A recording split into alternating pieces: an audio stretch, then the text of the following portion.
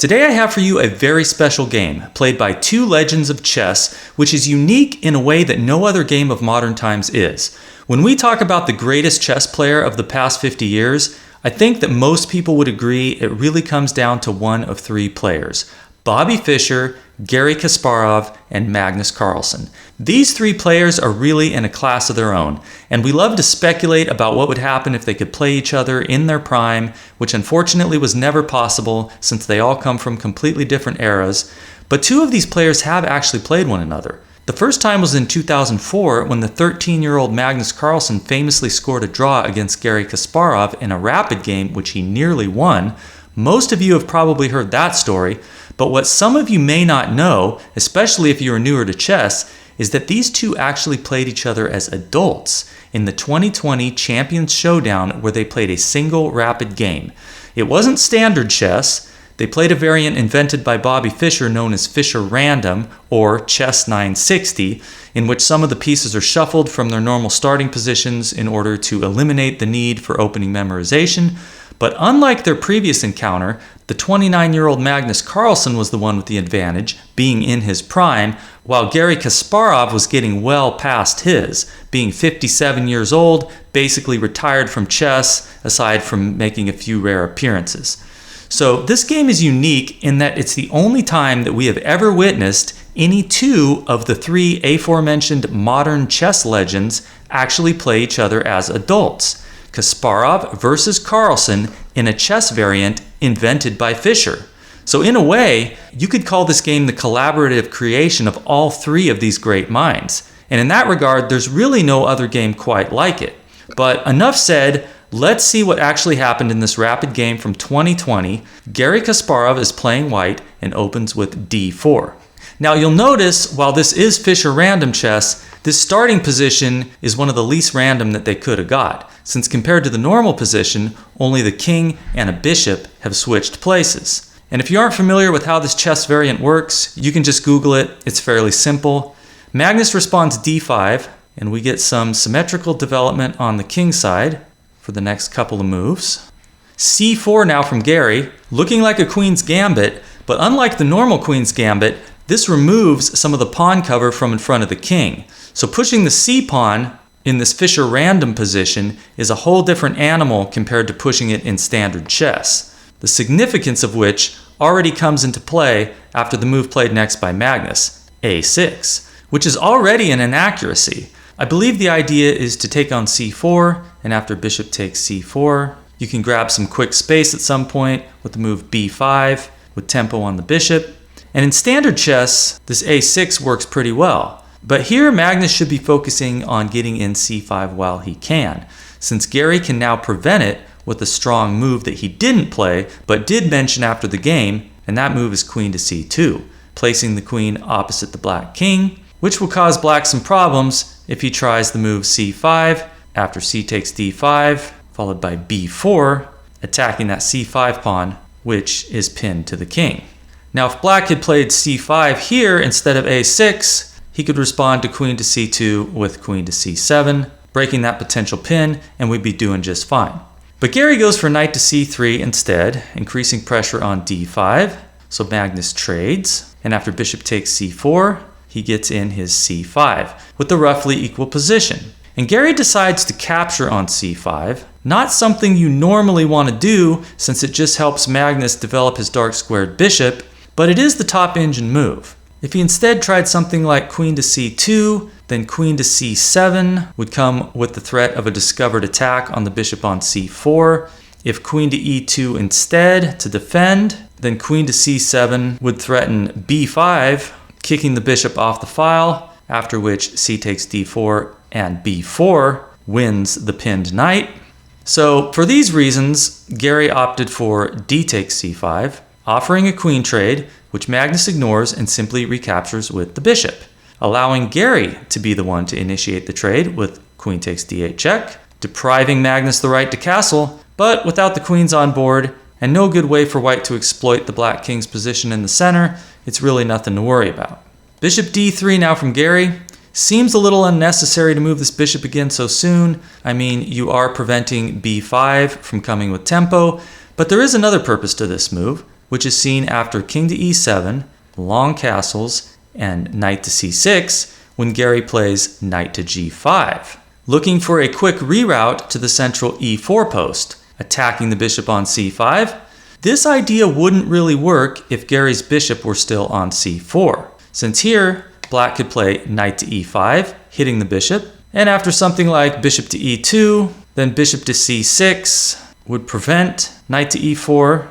With the bishop on d3, it can drop back to c2 in response to knight to e5, maintaining that extra protection of e4 so that Garry will be able to play the knight to that square on his next move. Rook to d8 now from Magnus. Knight g to e4 is planned. A pair of knights come off. The bishop is attacked, so it goes to b6. Now bishop to c3 attacks g7, to which Magnus responds f6. A dual-purpose move, blocking the threat to the g7 pawn while also opening the diagonal for his light-squared bishop. g4 now from Garry.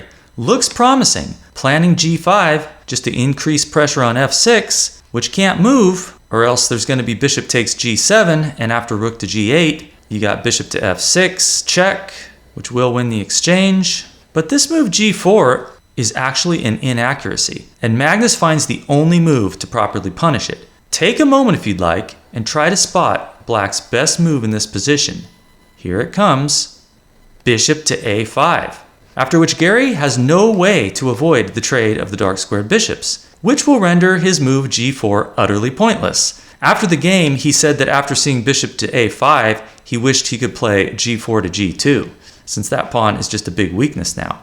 So Garry captures on a5, and after knight takes, he plays bishop to c2, getting out of the view of the black rook, so that after bishop to c6 from Magnus, pinning the knight, and so threatening f5, the rook can simply get off of the diagonal with rook h to g1, and Garry is not losing any material to rook takes d3, as would be the case if the bishop were still sitting there, followed by bishop takes e4, grabbing the two minor pieces for the rook. Next comes knight to c4, which is a good move. The knight's going towards the center while eyeing b2. Now if rook takes d1, you'd have to take with the rook, after which h5 would be a good follow-up for black, since h takes g5 would not come with an attack on g7. So Garry initiates the trade with rook takes d8. So after rook takes d8, he can push that weak g-pawn, hoping to trade it off and get some activity with this rook. But Garry should really know better. Magnus is never going to allow that. The engine says that g5 is a serious mistake and was instead saying white should play moves like knight to c5, b3, or even rook to g3 to keep a black piece out of f3. You'll see how that's relevant in a moment. But after g5, Magnus has f5. Kicking the white knight back to c3, the g5 pawn will remain a weakness, at which point the best move for Magnus is bishop to f3, followed by knight to e5, just blockading white's kingside pawns. Next, the black king can make its way to g6, and the white rook will be tied down to passive defense. If you try h4, then king h5 will attack the h-pawn. But Magnus gives Garry a chance to possibly salvage a draw by playing knight to e5. This allows the g-pawn to be defended with f4, which is what Garry plays, attacking the knight. It goes to f3, attacking the rook, which goes to g2, defending h2. Looks very sketchy sitting on that c6 bishop's diagonal, but the engine says this is the best move for white, and it's much better than rook g3 would have been, a move Garry suggested as being possibly better for white after knight takes h2, and then the rook goes to h3, then there's knight to f1, rook takes h7, king to f7, e4. But for reasons I'm not going to delve into, that line is actually much worse for white. You can analyze that one on your own if you want, but I want to press on. After this rook to g2, Magnus again misses his strongest move and plays g6. Was he worried about Garry playing g6 himself? I don't know. He should have just played e5, which is what he ends up playing on his next move, but this move g6 actually does more harm than good, since it gives white some counterplay with rook to g3, followed by rook to h3, targeting h7. A maneuver which is more dangerous without the pawn on g7 to block that 7th rank.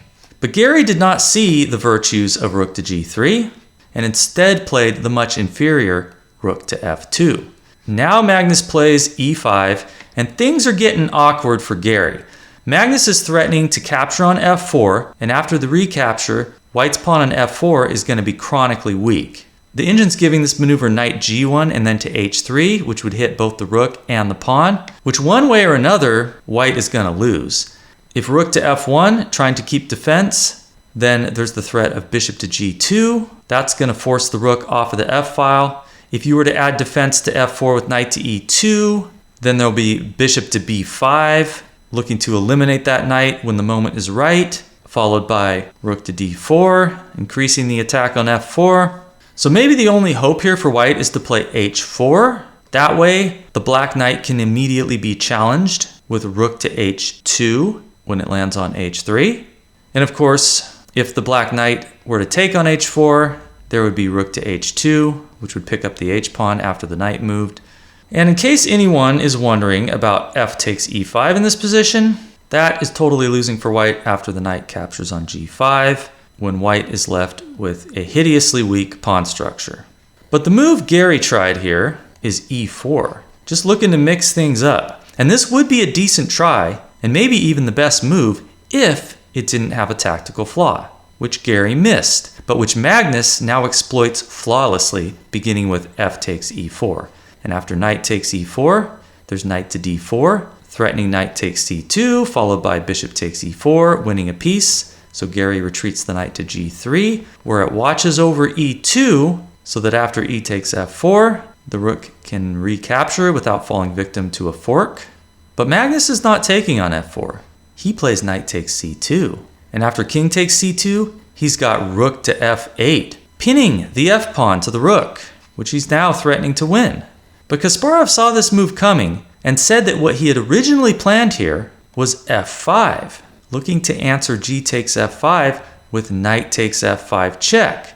Now if black were to try to win this knight with king to e6, based on the pin to the rook, this would fail to knight to d4 check, with the discovered attack on the rook on f8. But black does have a winning move in this position. Pause the video and try to spot it if you like, but here it is. The tactic that Garry missed when he calculated this line, and that is rook takes f5. And if rook takes f5, then there's bishop to e4 check, winning a piece. Which is why, in this position, Garry did not go for f5, but instead played knight to e2, defending f4. Now here, bishop to b5 is already a good move, attacking the defender, but there is the potential for knight to c3, followed by a check on d5. So Magnus prudently eliminates that possibility with king to e6, and after king to d2, he now plays bishop to b5. There's no saving the f-pawn, so Garry decides that he's at least going to get some activity with rook to f3. He's headed for c3, and then to c7. And at this point, Magnus thought for 4.5 minutes, and then proceeded to throw away the win with the overly cautious rook to f7. He should have just went for the straightforward bishop takes e2 and followed up with e takes f4. And if rook c3, you don't even need to prevent rook to c7. You can play king to f5, hitting g5. If rook to c5 check or h4, king g4 is going to be a good response. And if rook to c7, you can even give white his choice of the b7 or h7 pawns by just grabbing on g5. When white will remain a pawn down and is totally lost. But let's take a look at the move Magnus played, rook to f7, throwing away the win and giving Garry a tricky way to save himself, which you might be able to spot. Have a look if you'd like. Here it comes. White's saving move, rook to e3, pinning the e-pawn, simply threatening rook takes e5 with check. So what can black do? E takes f4 is an illegal move. The knight is guarding against rook takes f4. That's not working. And trying to add defense to e5 with rook to f5 runs into the fork with knight d4 check, since that e-pawn is pinned. So Magnus eliminates the knight with bishop takes e2, but here Garry has the in-between move rook takes e5 check. And after king to d6, rook takes e2, and rook takes f4, we have equal material and a drawn position, though it will require some very accurate play from Garry. Magnus is threatening to win the g-pawn with rook to g4. The engine is giving h3 to prevent that, or even rook to e3 with the plan of counterattacking the h7 pawn, but Garry goes for king to e3, which still maintains the draw, but after rook to g4, he only has one move to save himself. A move which is far from obvious, in a position which is complicated to the point where to show all the relevant variations would be well beyond the scope of this video, so I'm just going to focus on the variation played in the game, where Garry played rook to d2 check, which helps the black king get to e6, as opposed to what he should have played, which was rook to f2. The only move that doesn't lose, threatening rook to f7, or rook to f6 with check if king to e6 is played, looking for rook to b6 next to target b7. If king to e7 in response to rook to f2, then you can slide over to c2, threatening to come in this way to c7. So let's contrast that with what happened in the game after this rook to d2 check. Magnus puts his king on e6, and after rook to c2, rook g5, rook to c7 is going to get the pawn back. Magnus decides to defend the b pawn with rook to b5. The engine prefers rook to h5, defending h7, but both moves appear to be winning. Now after rook takes h7 and rook takes b2, if Garry had infiltrated the 7th rank with rook to f2 and rook to f7 instead of his rook to d2, which drove the black king to e6, then we could have seen the same position except with the black king on d6 instead of here on e6, in which case white would have a draw with rook to g7, since the black king would be on d6 and there would be no king to f6, which is black's winning move, defending the g-pawn while attacking the rook. So this is just one line which demonstrates why the black king is well placed on e6. There are a bunch of other lines that we could look at which arise from this position as well as from previous positions where the king's position on e6 is beneficial to black in other ways, but I don't want to get bogged down. I want to press on with the move now played by Garry, which was not rook to g7. He tried a4. Okay, makes sense, getting that weak pawn out of the rook's view, ready to trade itself off if b5 is played. a5 now from Magnus, fixing that pawn on a4, maybe b6 next, followed by rook to b4. Garry plays h4, removing his other pawn from the rook's view, but this gives Magnus rook to b4. A good move, a winning move, hitting both pawns simultaneously. But after h6 from Garry, Magnus throws away the win. What he needs to do here is head towards the queenside with king to d7, since that's where his pawn majority is, and white's not going to be able to save this pawn on a4. So after rook takes g6, rook takes h4, for example, a4 will be captured next, and black's connected passers will prove decisive. But now let's look at the move Magnus played. Instead of the winning king to d7, he played king to f7, which gives Garry a draw with h5, threatening to win the g-pawn. If it's pushed to g5, then rook to g6 hits it again, giving white the passed h-pawn. That's a drawn position. So Magnus captures with g takes h5, but after rook takes h5, if rook takes a4, then rook to h7 check is going to pick up the b-pawn, and black cannot win. So that pawn is pushed to b6, but Garry cuts off the black king. If black were to try rook takes a4, then rook to b5 will win the b6 pawn unless black plays rook to b4, in which case there's the following line where the black king is too far away to avoid this well-known drawn position. So in the game, we have king to f6 from Magnus, attacking the rook, which goes to e4, a4 pawn's defended, and we get about 10 more moves. Magnus gets his king involved, but Garry's technique is perfect. He targets the b6 pawn, which Magnus blocks, allowing the trade of rooks. Both kings make their way to the queenside, leading to this position where Garry's king has the opposition. Not that he even needs it, since Magnus is in no position to make use of his extra pawn, which is backward. He plays b5 check for whatever reason, and in this position, Garry and Magnus agree to the draw.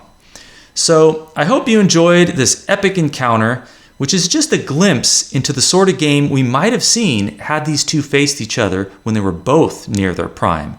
If Garry Kasparov had been 30 years younger, maybe he would have been able to avoid his miscalculations that gave Magnus Carlsen that winning opportunity. But the fact that he came back from that losing position and got the draw is quite impressive, and a testament to the awesome chess ability still present in his aging mind. So anyway, thank you for watching. Consider subscribing if you liked what you saw and what you heard, and I will see you soon.